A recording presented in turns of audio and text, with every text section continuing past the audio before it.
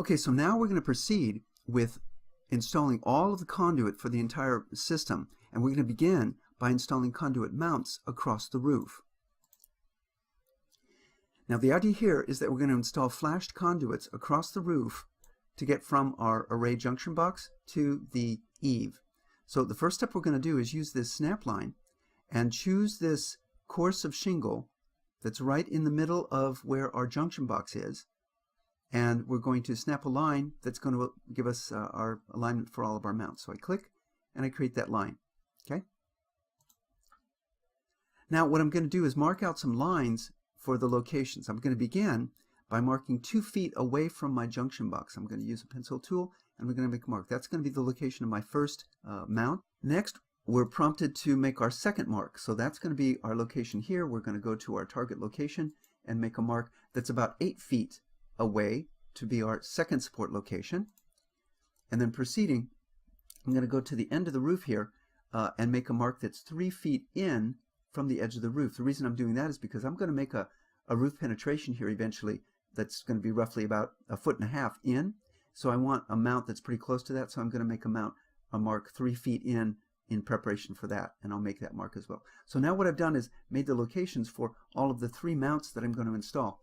The reason I'm doing this is because you need to support your EMT conduit at least every 10 feet, if not shorter. So 10 feet is the longest span that you can go between mounts. I have about 14 feet to go here, so I need at least 2.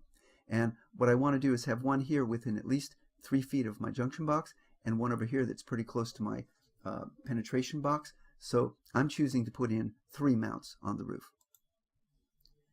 So now I'm going to zoom in a bit, and when I come in I have my nail removal tool. I'm going to go up here and use that to remove any nails that might be under the shingle that's above where my mark is. And then I'm going to introduce my flashed mount. I'm using a flashed mount. Very important not to just take a mount and just stick it on the roof, but I'm using a flashed mount. I'm going to slide it under the shingle. You can see that I kind of lifted up the shingle, put the shingle back down again. And then I'm going to use my lag screw here. I'm going to put it into the hole of my mount, and I'm going to proceed here to tap it or mark it with a hammer, and then withdraw that flashing. So I'm going to take that flashing out. So I've made a mark on the roof at the hole where I want to fasten it down. And then I'm going to use my drill and drill a pilot hole. Click on that to drill a pilot hole into that location. And then I'm also going to then proceed to fill it with my caulking gun here. I'm going to click on that and put in some caulk to fill that hole. Now I go back and I take my shingle, put it back in place where I had it before, but I line it up with that hole.